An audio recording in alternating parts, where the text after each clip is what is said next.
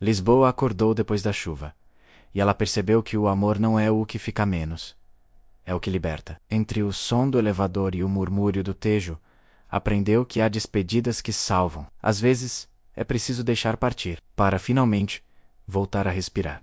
Lisboa à noite tem algo de cruel.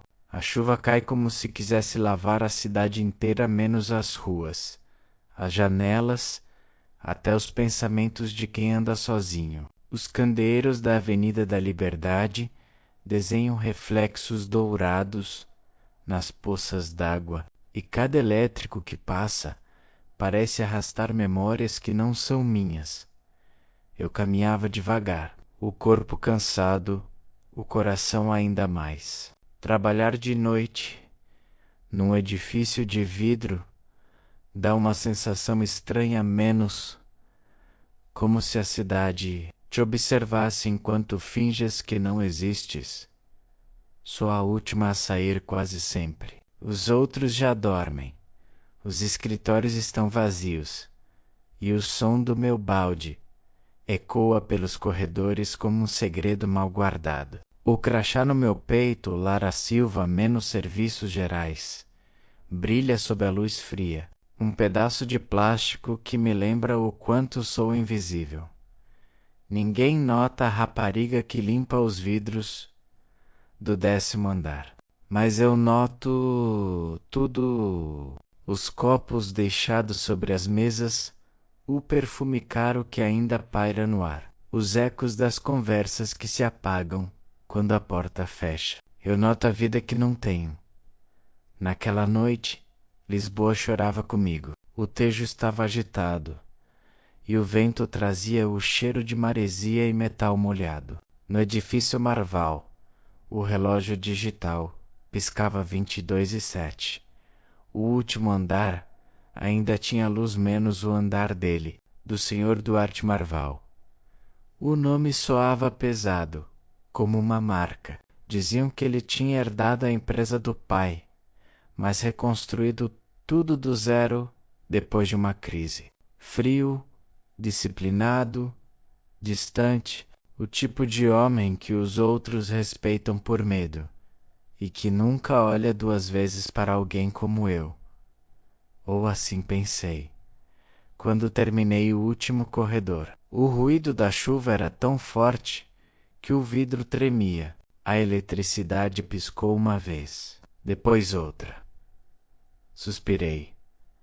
Nada me assustava mais do que ficar presa ali sozinha.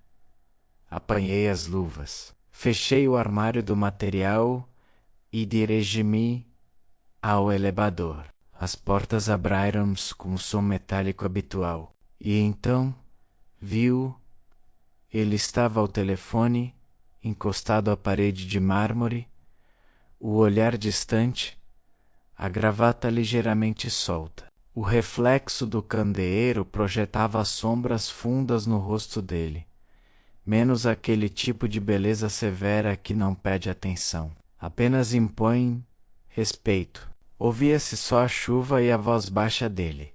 Sim, diga à filial de Madrid que não aceito desculpas. Se prometeram o envio, cumprem. Uma pausa. Não, não é questão de dinheiro. É questão de palavra. Fiquei parada, sem saber se devia entrar. Mas ele levantou os olhos e os nossos olhares cruzaram-se, menos apenas um segundo, mas o suficiente para sentir um arrepio estranho, como se a noite inteira tivesse parado. Entre, disse ele, num tom neutro, quase cansado. Obedeci. O elevador fetuceia atrás de mim. O cheiro dele, uma mistura de chuva, madeira e algo caro, encheu o pequeno espaço. Eu olhava para o chão, sentindo o coração bater rápido demais. O silêncio pesava. O número 10 iluminava-se no painel. Depois, 9. Depois, 8. O tempo parecia esticar-se, cruel, como se quisesse testar os meus nervos. De repente, o elevador sacudiu levemente. Uma falha de energia. A luz piscou. O motor gemeu. Soltei um suspiro assustado. Ele levantou os olhos do telemóvel. Está tudo bem, disse, tranquilo, como quem já lidou com coisas piores. Mas o olhar dele pousou em mim menos, e não desviou tão depressa quanto devia. Trabalha aqui há muito? Perguntou, apenas para quebrar o silêncio. Há 2 meses, senhor. Turno da noite. Difícil. A chuva ajuda a esquecer, respondi sem pensar, e logo me arrependi. Mas ele esboçou algo que quase pareceu um sorriso, fugaz, quase imperceptível. Quando o elevador voltou a mover-se, o vento lá fora soprou mais forte. A porta do átrio abriu-se de repente e uma rajada de chuva entrou, molhando-nos os dois.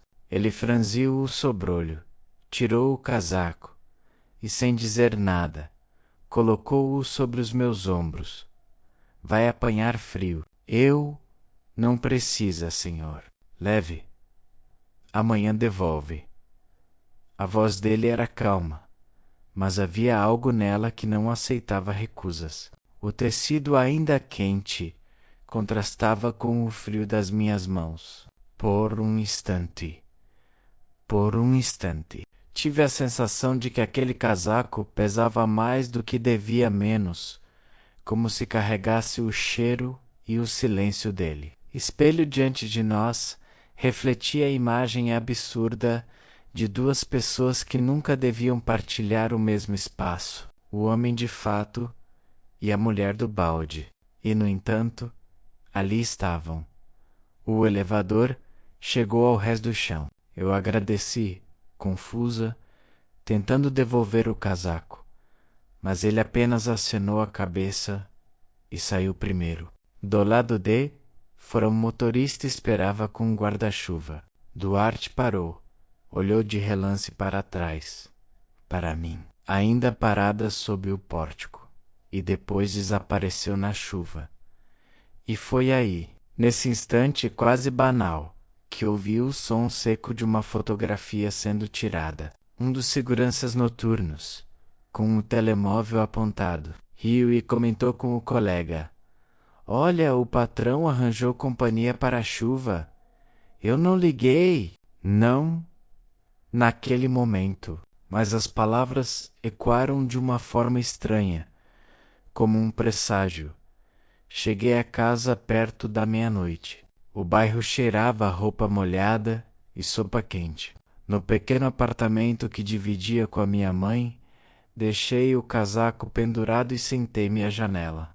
As gotas batiam no vidro com um ritmo quase hipnótico. Tirei o telemóvel antigo do bolso, menos nenhuma mensagem, nenhum aviso, só silêncio. Mas o casaco dele estava ali, pendurado, pesado, a lembrar-me de tudo o que não devia sentir. Peguei nele, toquei o forro, encontrei algo dentro do bolso interno, um cartão de visita. Duarte L. Marvel, CEO, Marvel Group. E atrás, uma anotação escrita à mão: devolva quando parar de chover. Sorri sem querer. Depois percebi que a chuva em Lisboa nunca para de verdade. Na manhã seguinte, o mundo já não era o mesmo. Cheguei ao edifício e senti os olhares antes mesmo de ouvir as palavras. E? Ela? A do elevador? A do elevador? Dizem que o Duarte ficou até tarde com ela. O som das vozes atravessava as paredes como vento frio. No grupo interno da empresa, circulava uma foto borrada menos eu, com o casaco dele nos ombros, a sair pela porta principal. Título: A amante do Seiyu. Flagra da noite chuvosa. As mãos começaram a tremer. Eu queria gritar que não era nada, que foi só um gesto de gentileza. Mas percebi depressa. Ninguém quer ouvir a verdade quando a mentira é mais interessante. Fugi para o depósito. Fechei a porta e fiquei a olhar o casaco dobrado. Tão caro, tão bonito, tão fora do meu mundo. E de repente a chuva lá fora parecia rir de mim. Mais tarde ouvi passos. A porta abriu-se e ele estava lá, com a mesma expressão calma de sempre. Mas os olhos diferentes, havia qualquer coisa neles que não consegui ler. A cidade fala depressa menos, disse ele, pousando o telemóvel sobre a bancada. No ecrã, a mesma foto ampliada. Quer explicar o que aconteceu? Não havia resposta certa. E talvez no fundo ele também não esperasse uma... De manhã, Lisboa parecia lavada, mas não limpa. A chuva deixara um brilho estranho nas ruas, como se a cidade tivesse chorado por todos e ainda assim guardasse a sujidade dentro. Cheguei cedo ao edifício Marval. O sol mal tinha força para atravessar as janelas espelhadas, e o ar cheirava a café e papel molhado. Eu sabia que devia entrar como se nada tivesse acontecido, menos cabeça baixa, passos curtos, invisível, como sempre. Mas nada é invisível quando o mundo decide olhar. No átrio, senti os olhares primeiro. Depois, vieram os sorrisos. E por fim, as palavras. Então é por isso que o chefe ficou até tarde. Quem diria a menina da limpeza? Dizem que ele a levou no carro dele. Não respondi. As palavras não me feriam pela crueldade, mas pela facilidade. Como é simples inventar uma história, e como é fácil acreditá-la. O segurança, o mesmo que tirar a foto, desviou o olhar quando passei. Talvez por vergonha, talvez por medo, mas já era tarde e menos. A imagem já tinha feito o seu caminho. No elevador, o meu reflexo parecia o de outra pessoa, os olhos cansados, o cabelo ainda úmido, e uma expressão que não reconhecia. Nunca pensei que uma fotografia pudesse mudar tanto. Não a mim menos, mas a forma como o mundo me vê. No 10º andar, o silêncio era diferente. Os passos pareciam medidos, as vozes mais baixas. Todos fingiam trabalhar, mas eu sentia que esperavam que algo acontecesse. E aconteceu... A senhora Lara Silva? Chamou uma voz. Era Inês, a assistente pessoal do CEU, uma mulher de 30 e poucos anos, elegante, precisa, com aquele tipo de sorriso que nunca chega aos olhos. O senhor Duarte quer vê-la. Agora o tempo parou por um segundo. As cabeças ergueram-se discretamente dos computadores. Atravessar aquele corredor de vidro foi como caminhar num tribunal sem defesa. O escritório dele era amplo, quase vazio. As janelas davam para o Tejo, onde a luz da manhã se refletia em tons de prata. Ele estava de costas, olhando a cidade, as mãos nos bolsos. Sente-se, disse, sem virar-se. Obedeci. O coração batia devagar, pesado, como se quisesse sair do peito e esconder-se em qualquer canto. Vi a foto, menos começou ele. Enfim, não foi o que parece. Eu sei, interrompeu, com voz calma. Silêncio. Ele virou-se, o olhar firme, estudando-me como quem mede uma distância invisível. Mas há coisas que não se controlam.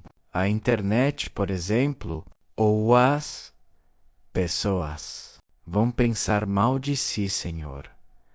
Eu já penso menos, respondeu com um meio sorriso. E não me interessa. Pisquei os olhos, confusa. Então, por que me chamou? Ele pousou um envelope sobre a mesa. A partir de hoje, não trabalha mais na manutenção. Senti o estômago cair. Está a despedir-me? Estou a promovê-la. Olhei-o, sem entender. Ele manteve o tom neutro. Preciso de alguém de confiança ao meu redor. Alguém que não tenha medo de olhar as pessoas nos olhos. Mas eu não sei nada sobre o seu trabalho. Aprende. Havia algo estranho naquele olhar. Nem piedade, nem desejo.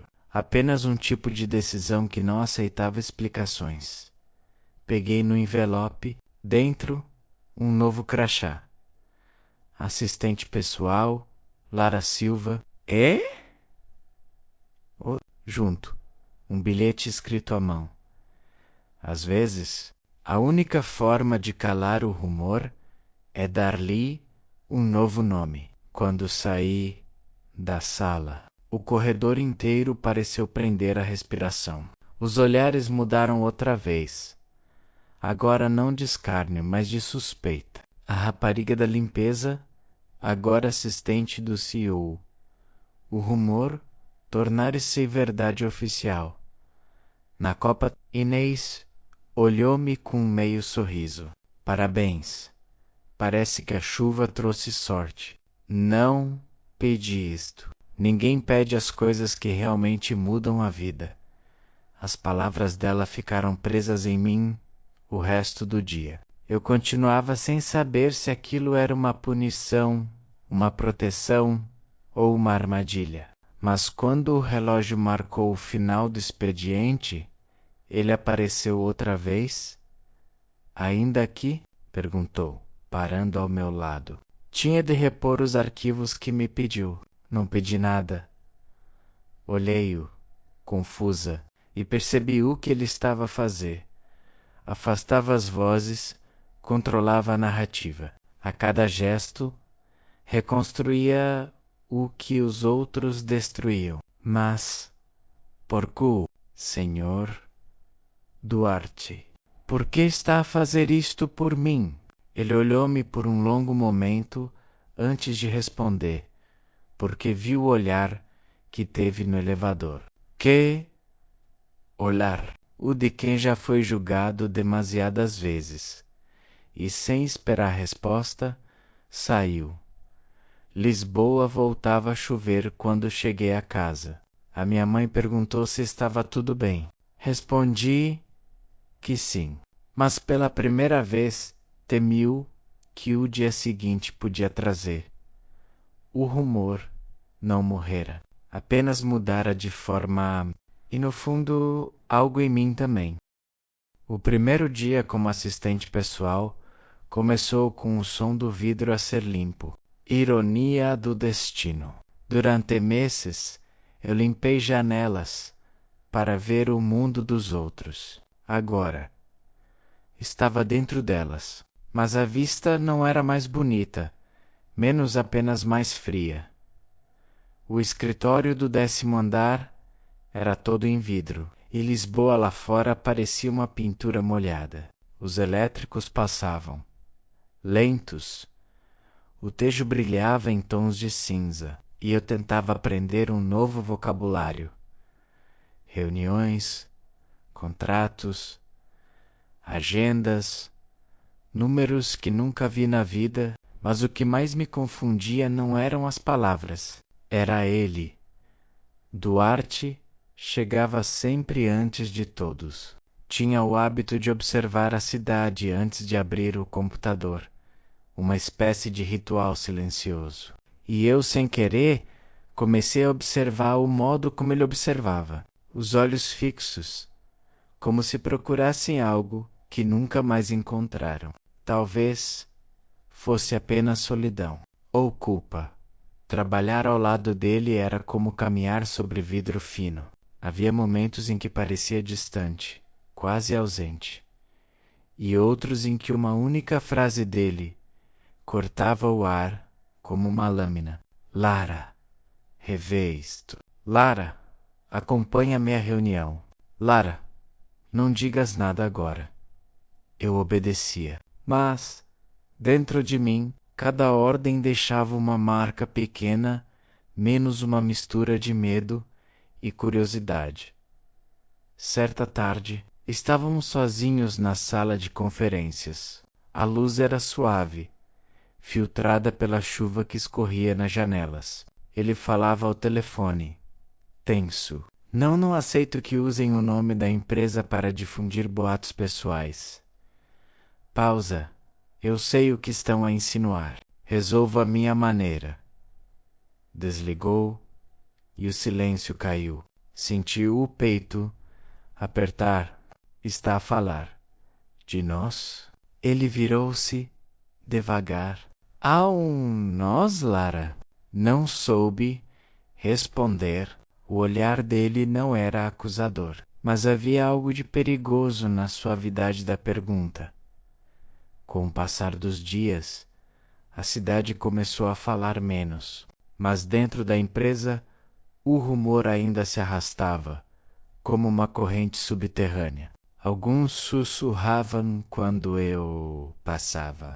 Outros desviavam o olhar. O pior era esse que me olhava com ar de quem já sabe o fim da história. Uma noite, fiquei a trabalhar até tarde. O prédio estava quase vazio e só se ouvia a chuva no vidro. Ele ainda estava lá, claro. Duarte Marval nunca saía antes da meia-noite. De repente, as luzes falharam. O som do gerador quebrou o silêncio. Está tudo bem? Perguntou ele, erguendo o olhar do ecrã. Sim? Sim? Não gosto muito de escuridão.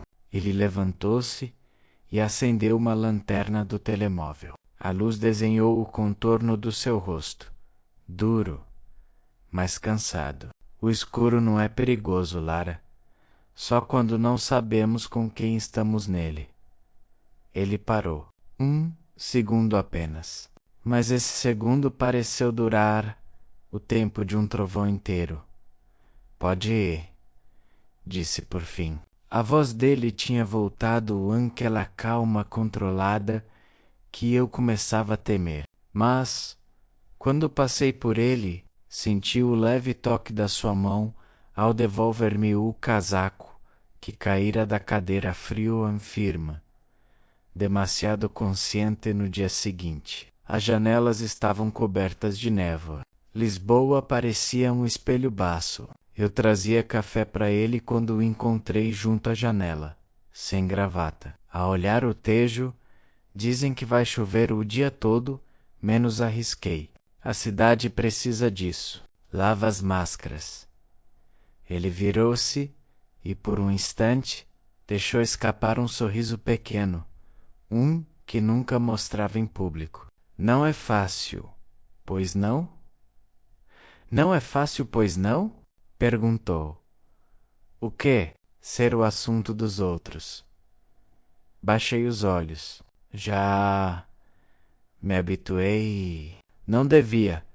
O tom dele foi tão firme que senti o sangue aquecer. Quis responder, mas não havia nada que eu pudesse dizer que mudasse o que éramos, ou o que parecemos ser. 2 reflexos atrás de um vidro. Dono do edifício. Outro, prisioneira dele. Ao fim da tarde, Inês entrou de súbito na sala. Senhor Duarte, a imprensa está a pedir um comunicado sobre a situação. Ele ergueu o olhar, impassível. Que situação? A sua assistente, senhor. Estão a dizer que foi contratada por motivos pessoais.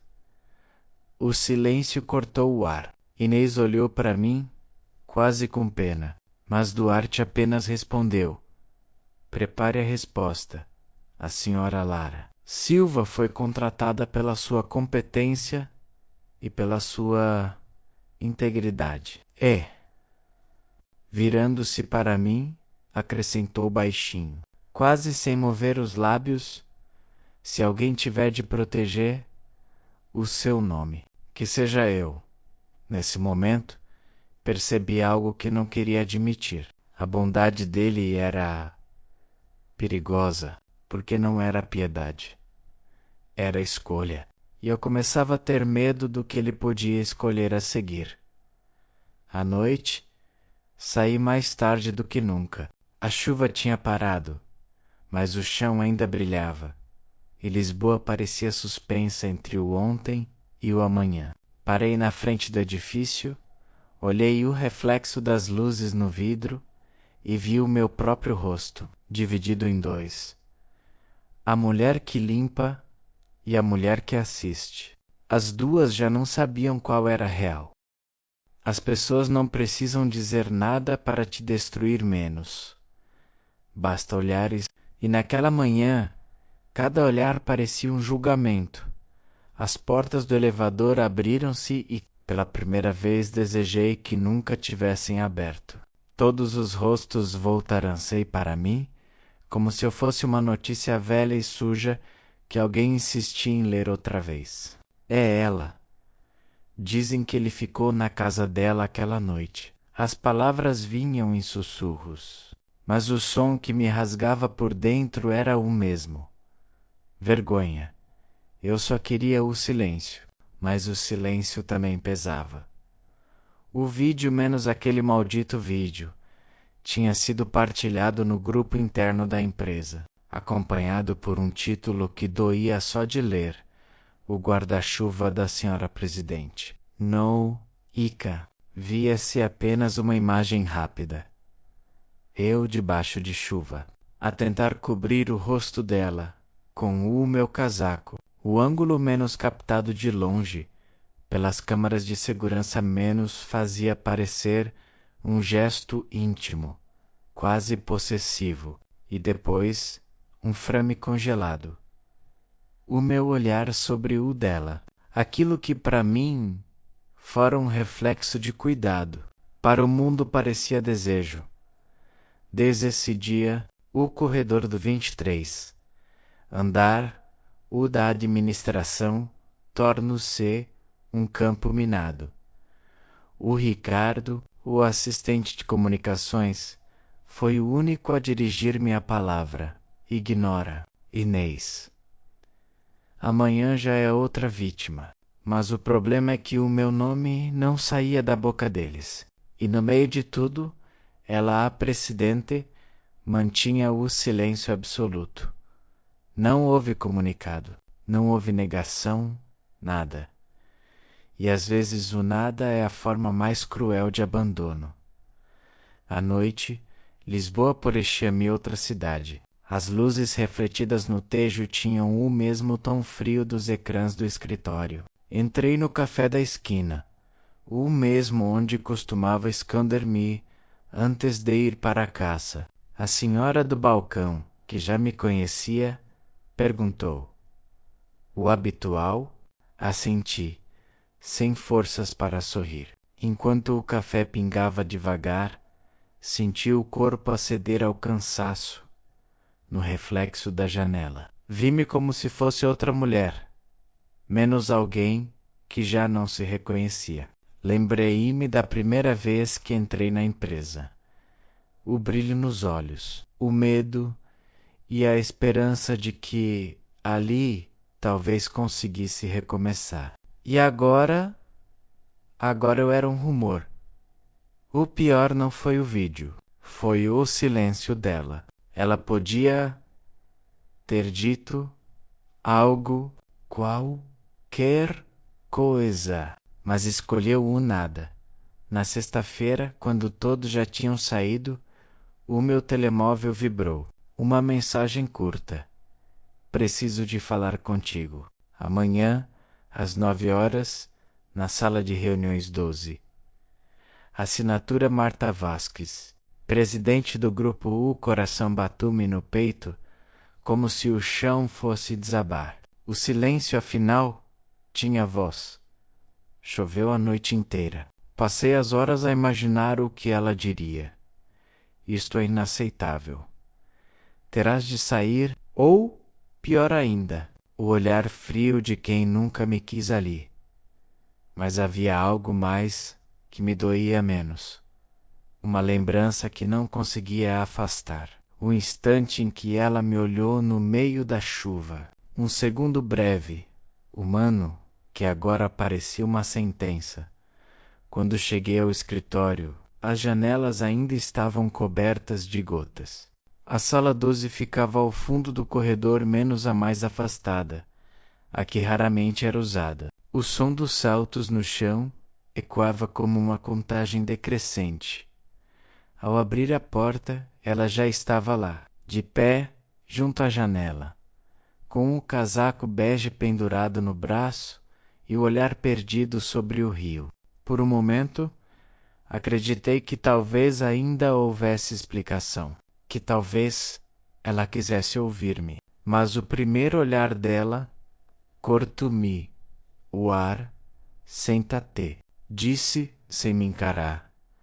A sala cheirava a café e papel molhado. Sentei-me, ela respirou fundo. E quando falou, a voz saiu fria, contida, como se tivesse ensaiado cada palavra. Há coisas que não podem acontecer dentro desta empresa.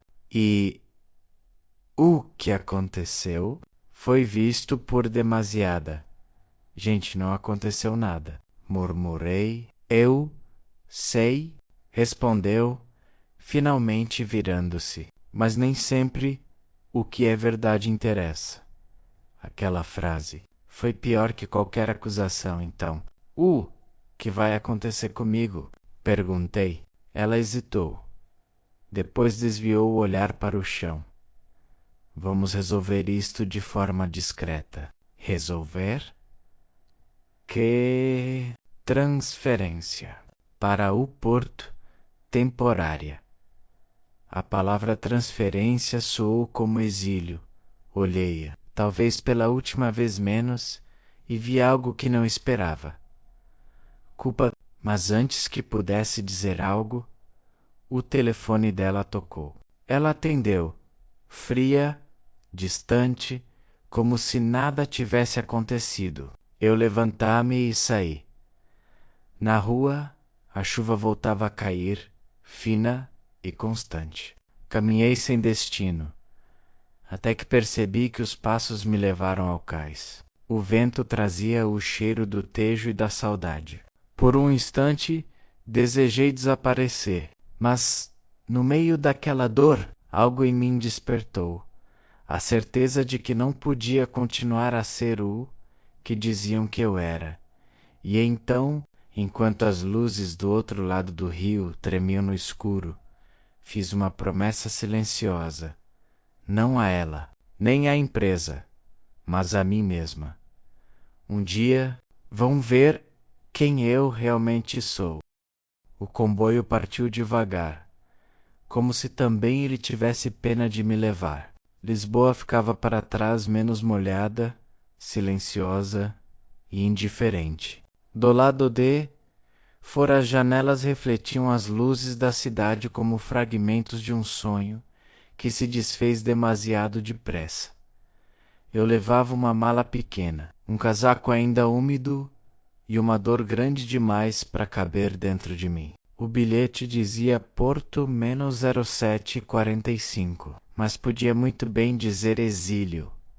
Enquanto o comboio avançava, vi as colinas de Lisboa ficarem cada vez mais pequenas, como se me esquecessem aos poucos. E, no entanto, a única coisa que eu queria era ser esquecida. A viagem foi longa, mas o tempo não passou. O som das rodas no trilho era hipnótico, e o vidro frio contra a testa da Vemi. Um certo conforto, o conforto de quem já não espera nada. Tentei ler, dormir, fingir que o mundo não existia. Mas cada vez que fechava os olhos, via menos o cabelo molhado pela chuva, o olhar que me atravessou na sala 12. A voz baixa, contida, quando disse: eu sei que não aconteceu nada, mas nem sempre o que é verdade interessa. Essa frase era uma ferida aberta. Repetia menos há tantas vezes que já não sabia se era lembrança ou castigo. Quando cheguei ao porto, a chuva esperava-me. Uma chuva diferente da de Lisboa, menos mais fria, mais espessa, quase sólida. As ruas estreitas e os prédios antigos pareciam guardar segredos que ninguém ousava contar. O escritório ficava num edifício discreto, perto da ribeira, um lugar pequeno, sem cor, onde o som dos passos ecoava como num convento. Apresentaram-me aos colegas. Gente simpática, mas distante. Senti logo que sabiam quem eu era, mesmo que fingissem não saber. No ecrã do computador, o novo e-mail institucional. Bem-vinda, Inês Duarte. Função: apoio administrativo regional. Duração: indefinida. Indefinida. Palavra cruel. A hora de almoço. Comi sozinha no refeitório. O barulho dos talheres era o único som. E por mais que tentasse, não conseguia deixar de pensar no que ela estaria a fazer naquele momento, se ainda usava o mesmo perfume, se ainda bebia café sem açúcar, se alguma vez pensar em mim desde o dia em que me afastou à noite. O hotel parecia uma prisão bonita. As cortinas grossas, o som da chuva no vidro, a cama grande demais para uma só pessoa. Abri o portátil e olhei para a pasta Lisboa. Dentro dela, os ficheiros de projetos antigos, menos e menos meios, atas, relatórios, tudo o que restava da vida que eu tinha antes de ser rumor. E foi aí, pela primeira vez, que pensei em desistir de tudo, de tentar, de acreditar, de existir para alguém que nunca me escolheria. Mas antes de desligar o computador, o ícone de e-mail piscou. Uma nova mensagem. Remetente. Sem nome. Assunto vazio. O corpo do e-mail continha apenas uma frase. Não deixes que eles te apaguem. Nenhuma assinatura, mas eu reconheceria aquele tipo de letra em qualquer lugar. O mesmo espaçamento, o mesmo recuo, o mesmo silêncio entre as palavras. Era dela. No dia seguinte, tentei concentrar-me no trabalho, mas as mãos tremiam. Cada vez que o telefone tocava, o coração disparava. Esperava ouvir a voz dela menos fria, distante, mas viva. Nada, o silêncio era o único som que Lisboa ainda me enviava. Ao final da tarde, um estafeta entrou na recepção com um envelope branco. Para a senhora Duarte. Assinei, sem perguntar de onde vinha. No quarto, sentei-me na cama e abri o envelope. Dentro, um livro. A Mulher do Mar, de Sofia de Melo Brenner. Na contracapa, um marcador de página feito à mão, com uma caligrafia que me gelou o peito, para lembrar-te de quem és, mesmo quando te tentam apagar. Segurei o livro como quem segura uma prova de vida, porque de certa forma era isso. Ela ainda estava lá, talvez não como chefe, nem como acusadora, mas como alguém que silenciosamente me dizia: não te deixes morrer. Comecei a ler naquela noite. As palavras de Sofia misturavam-se com o barulho da chuva. Há mulheres feitas de mar, e o mar nunca é manso. E então percebi, talvez ela me visse assim, uma mulher feita de correnteza de tempestade de resistência. Na página 57, encontrei uma pequena marca de caneta, quase imperceptível, em forma de ponto. Depois outra, na página 63. E outra, na 78. Liguei-as mentalmente e percebi que não estavam ali por acaso. Cada marca formava o início de uma frase. Há verdades que não se dizem porque o mundo não as suportaria. Senti o corpo inteiro estremecer. Era uma mensagem, cifrada, oculta nas entrelinhas de um livro de poesia. E foi nesse instante que entendi. O que me tinha acontecido não era apenas uma coincidência. A transferência, o rumor. O vídeo menos, nada disso era inocente. Ela sabia, e o silêncio dela talvez fosse a forma mais perigosa de me proteger. Nos dias seguintes, comecei a reparar em pequenos sinais. Um e-mail interno pedindo-me para revisar o projeto Aurora, um estudo sobre a restauração de cinemas antigos. Achei curioso. Esse projeto tinha sido arquivado há meses, mas o que me fez gelar foi ver o campo de permissões no ficheiro acesso restrito.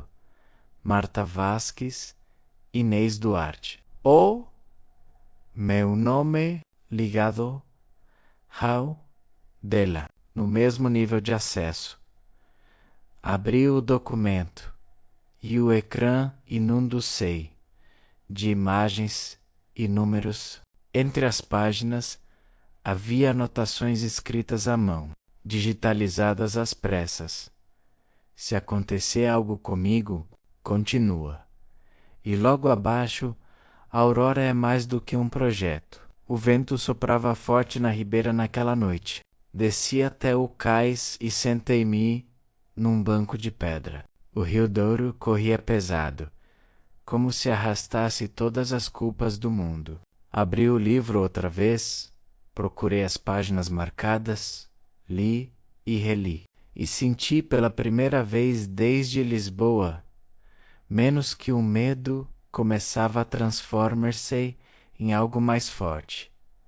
Curiosidade, coragem, saudade. Não sei se era amor o que eu sentia por ela. Talvez fosse apenas identificação. Duas mulheres presas no mesmo labirinto de silêncios e aparências. Mas naquele instante, percebi que o que me ligava a ela era algo maior do que desejo ou ressentimento. Era um segredo. Uma semana depois, o telefone tocou. Esse Duarte? Uma voz masculina. Sim, falo da sede Lisboa. Precisamos que venha imediatamente. Aconteceu alguma coisa? Sil iniciou. Depois, um suspiro. É sobre a doutora Vasques. O coração parou. O que? O que aconteceu com ela? Prefiro não dizer por telefone. Pegue o primeiro comboio. A chamada terminou, fiquei imóvel. Olhei o quarto, a mala aberta no chão, o livro sobre a cama. O marcador caíra, revelando mais uma linha, escrita a lápis. Quando voltares, Enê, o perguntes. Apenas escuta. Fechei os olhos e deixei as lágrimas cair. Não sabia o que me esperava, mas sabia que já não podia fugir. Na manhã seguinte, voltei à estação. O mesmo comboio, o mesmo assento. Mas a mulher que seguia agora não era a mesma. Havia em mim uma nova espécie de força, menos a força de quem foi apagada. E, ainda assim, permaneceu visível. O rio corria ao lado da linha, brilhando sob o sol pálido. E eu pensei, talvez todas as cidades que me rejeitaram apenas me estivessem preparando para regressar a mim mesma. Lisboa esperava menos cinzenta, chuvosa, como sempre. Mas desta vez eu não vinha para pedir perdão. Vinha para ouvir e, se fosse preciso, para gritar. Há silêncios que salvam e outros que matam. Eu precisava descobrir de que tipo era o dela. Lisboa parecia suspensa naquela noite, uma cidade feita apenas de ecos e chuva. O vidro do elétrico refletia luzes trêmulas quando eu subia a colina em direção ao bairro alto, onde ele vivia. O vento trazia o cheiro úmido do Tejo, misturado com o de terra molhada e gasolina. Eu não sabia o que vinha fazer ali. Apenas sabia que já não aguentava mais o peso do silêncio entre nós quando a porta do prédio se abriu. O mesmo som metálico do elevador fez o meu corpo estremecer.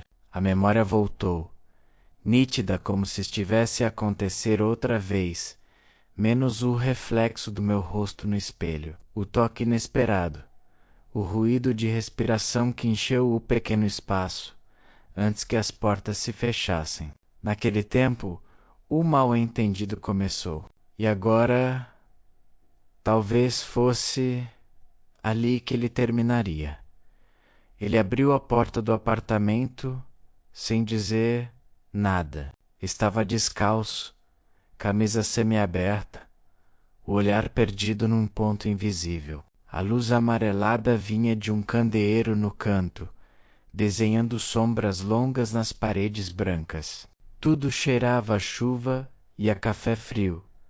Pensei que não voltarias menos, murmurou ele. A minha voz saiu baixa, mas firme. Também eu pensei que já não queria saber.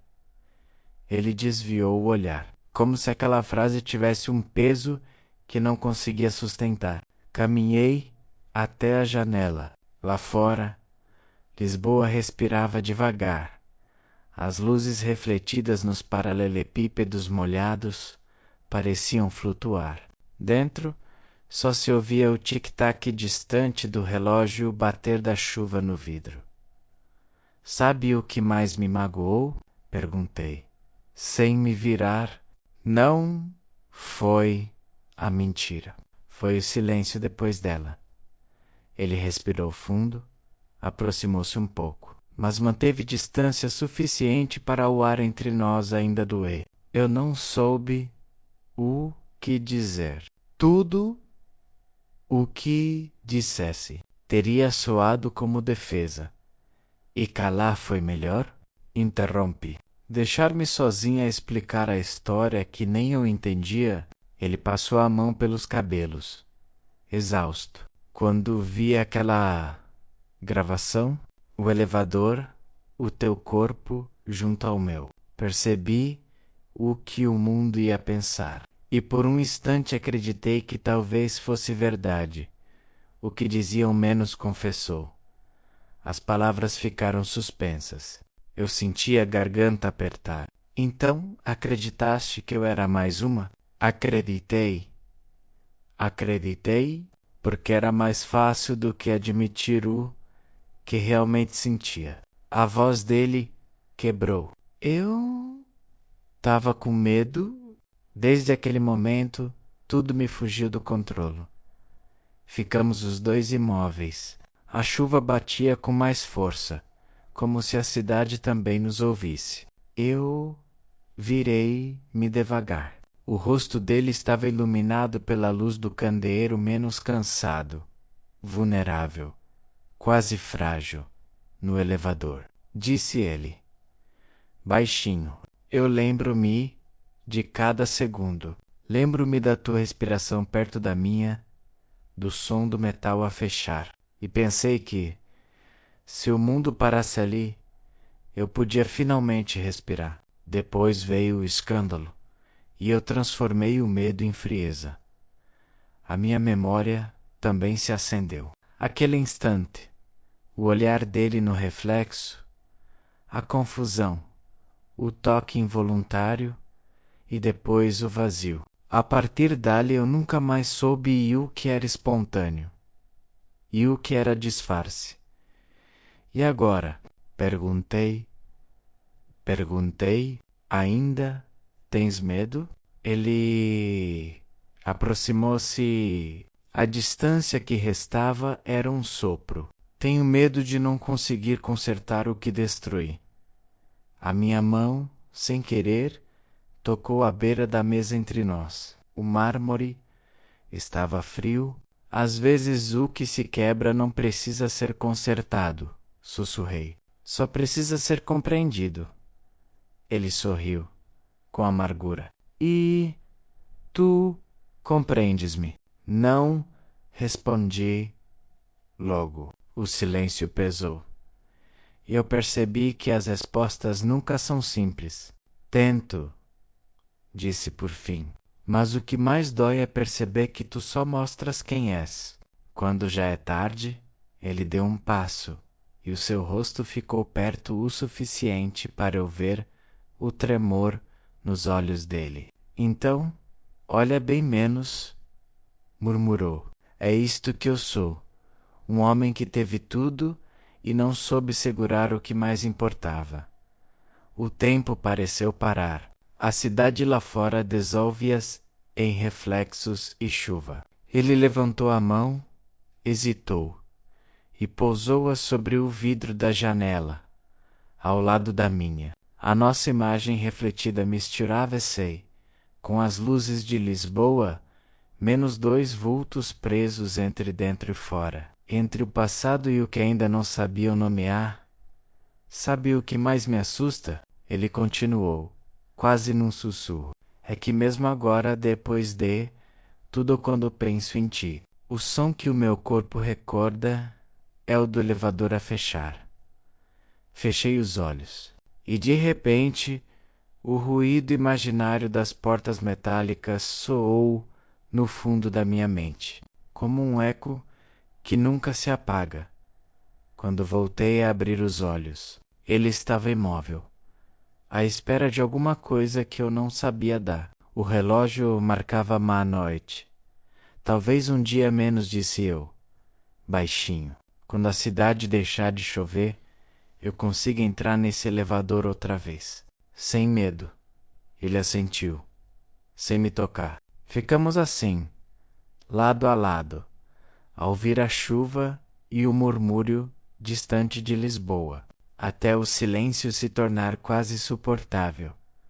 E quando o vento soprou, trazendo consigo o som distante de um elevador que se fechava noutro andar do prédio, eu percebi que o tempo, de alguma forma, tinha voltado ao ponto de partida. Mas desta vez, já não éramos os mesmos.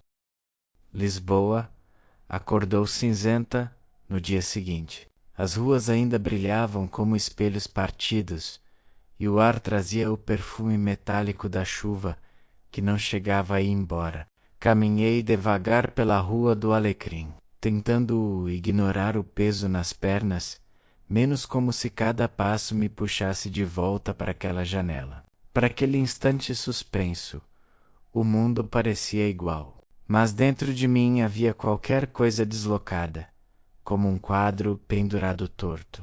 O som do elétrico, o tilintar dos copos num café, o murmúrio dos turistas. Tudo parecia vir de muito longe. Pensei em enviar uma mensagem, uma frase simples, qualquer coisa como obrigada por me ouvir. Mas não escrevi. Sabia que, se o fizesse, o silêncio dele doeria de novo. E, se respondesse, doeria ainda mais. À noite, quando o prédio ficou quieto, o som do elevador a descer voltou a fazer-se ouvir. Fechei os olhos e vi tudo outra vez. O reflexo dele, o toque breve, o ruído metálico, a fechar o espaço em volta. Desde então, cada vez que o elevador se movia, sentia como se o tempo se repetisse.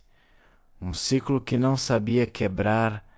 Tentei distrair-me com o trabalho, com os relatórios que se acumulavam na secretária. Mas a cada reunião, o nome dele surgia nas apresentações, nos e-mails, nos planos de investimento. O Sr. Duarte já não era apenas o meu chefe, era o eco constante do que não dissemos. Às vezes perguntava-me se ele também ouvia esse som. Se, no silêncio do seu apartamento, o elevador ainda o perseguia como uma lembrança que não cede. 3 dias depois, encontrei no meu cacifo um envelope sem remetente. A caligrafia era dele. Reconhecia pelo jeito tenso das letras, pela forma como o Diana parecia sempre a começar e nunca terminar. Abri com mãos trêmulas. Não era uma confissão. nem um pedido. Apenas uma frase. Às vezes é preciso perder o controle para perceber o que é verdade. Nada mais. Nenhum nome, nenhuma data. Só aquela frase solta, como um fio cortado no ar. Fiquei a olhar o papel durante muito tempo, até perceber que o estava a amassar sem querer. Depois guardei-o na carteira, junto de um bilhete de elétrico e de uma fotografia que já perdera a cor. Tudo o que restava das coisas que não consegui deixar ir no final da semana. Bio, por acaso, estava à porta do edifício, a falar com alguém do conselho, o casaco escuro, encharcado pela chuva. Quando me viu, hesitou, e foi a primeira vez que o vi hesitar em público. Ana menos disse. Simplesmente, a minha resposta ficou presa na garganta. Senhor Duarte. Ele franziu o sobrolho, como se o tratamento formal lhe doesse mais do que qualquer insulto. Não me chames assim, é o que toda a gente faz, menos murmurei. Mas tu nunca foste toda a gente.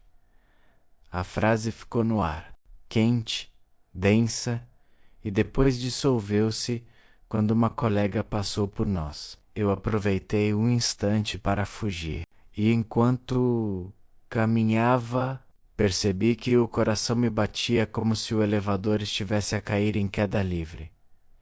Naquela noite não consegui dormir. Abri as janelas do meu pequeno apartamento em Alfama e deixei o vento entrar. A cidade dormia, mas as luzes do Tejo tremeluziam como lembranças teimosas.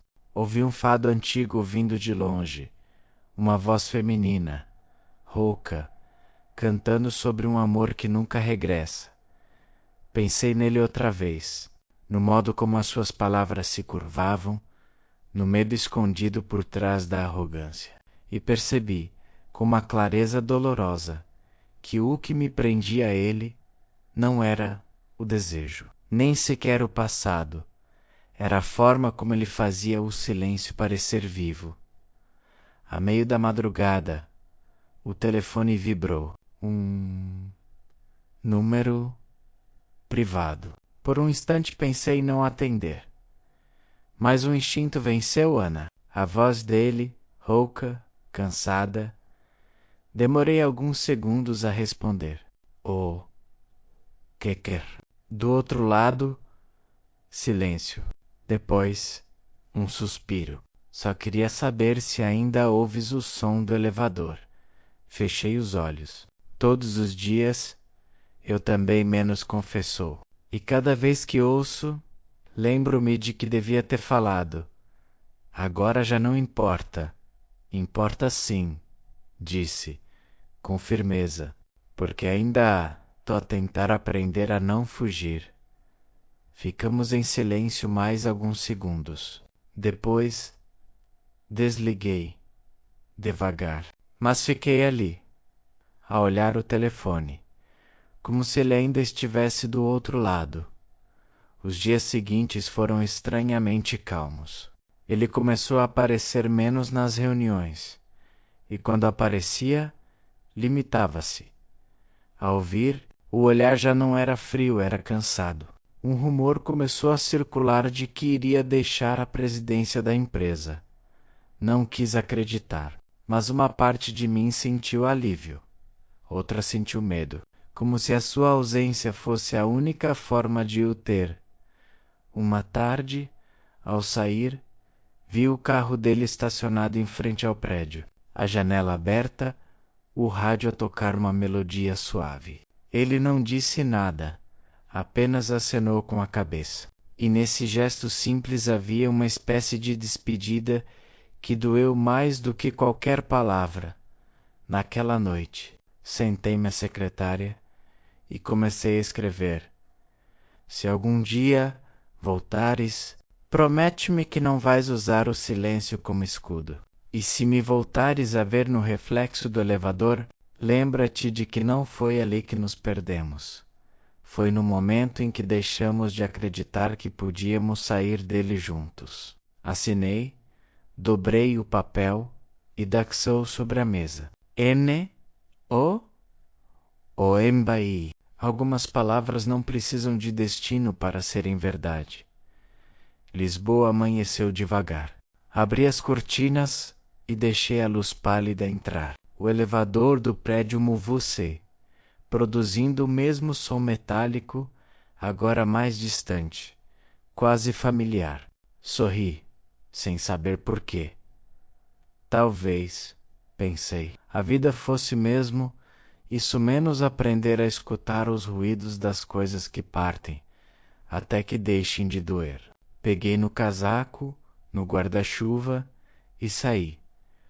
A cidade cheirava a promessas novas, embora nada tivesse mudado, e por um instante breve, juro que ouvi a sua voz misturada ao som da chuva. Às vezes o que nos assusta não é perder o controle, é perceber que, quando o perdemos, finalmente somos nós. Continuei a andar, e Lisboa, pela primeira vez em muito tempo, pareceu respirar comigo. A chuva parou. O céu de Lisboa abriu-se, numa cor que não era bem azul, menos mais um cinzento translúcido, como se o dia tivesse acordado cansado. Da minha janela via o Tejo espreguiçar-se, calmo, com pequenos barcos a cortar o espelho da água. Foram semanas desde a última vez que o vi. O silêncio entre nós transformou-se num hábito, um vazio que já não doía tanto.